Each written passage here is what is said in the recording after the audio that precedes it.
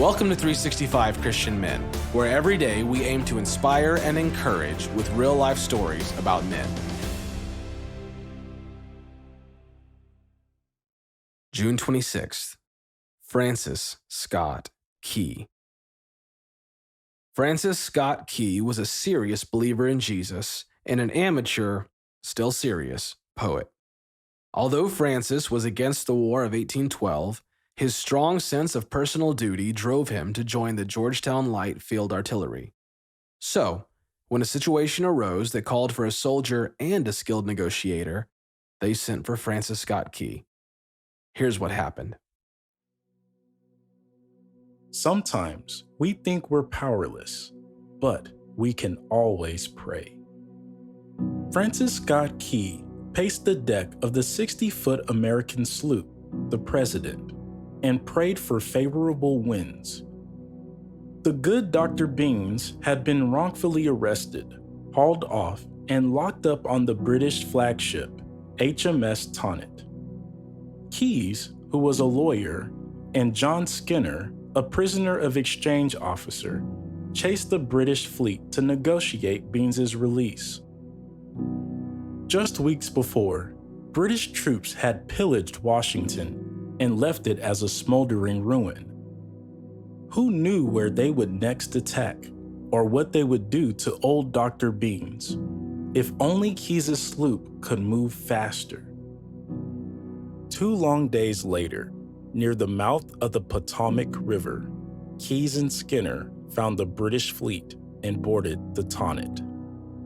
The British admiral said he planned to hang Dr. Beans, but Keyes showed him letters from many British officers whom the doctor had helped.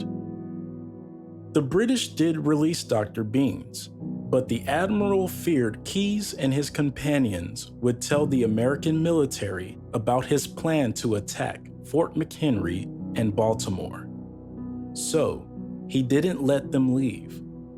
Forced to travel with the British, Keyes was powerless to help his country, but he committed the fort and Baltimore to God.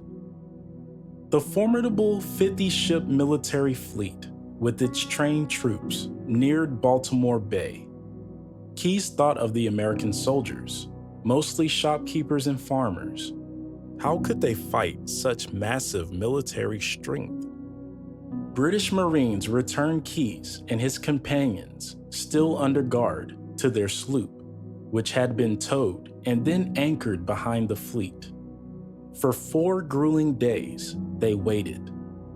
Then, while the helpless Americans watched from their moored vessel, the British fleet formed a semicircle around Fort McHenry, just out of reach of American guns.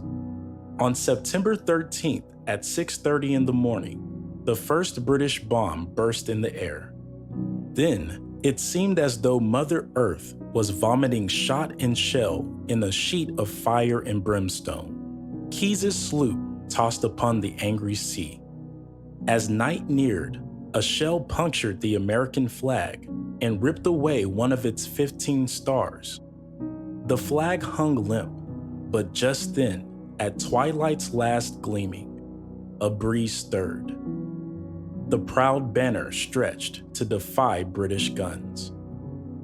Darkness fell, and the British continued their unrelenting deluge.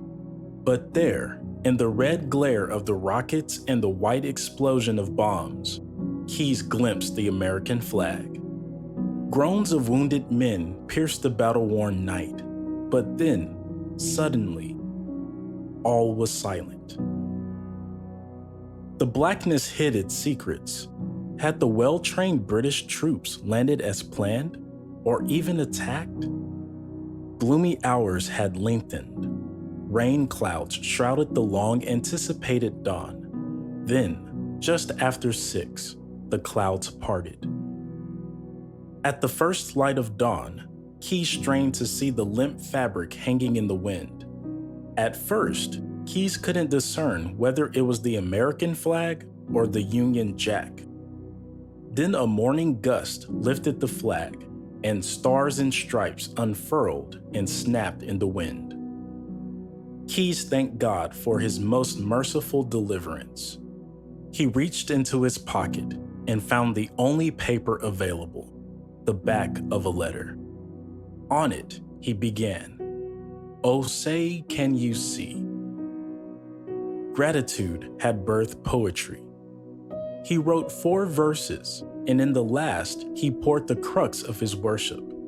He wrote, "Blessed with victory and peace, may the heaven-rescued land praise the power that hath made and preserved us a nation." A line later he added, "In God is our trust." Psalm chapter 20, verse 7 states, "Some nations boast on their chariots and horses, but we boast in the name of the Lord our God." When you are helpless to rescue someone without options, what is your first go-to? Sometimes we think we're powerless, but we can always pray.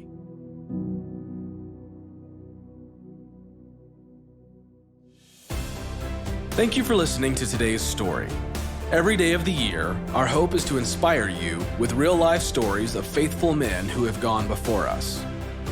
Hebrews 12:1 says, "Therefore, since we are surrounded by so great a cloud of witnesses, let us lay aside every weight and the sin that so easily ensnares us. Let us run with endurance the race that is set before us." Join us tomorrow for another story at 365christianmen.com.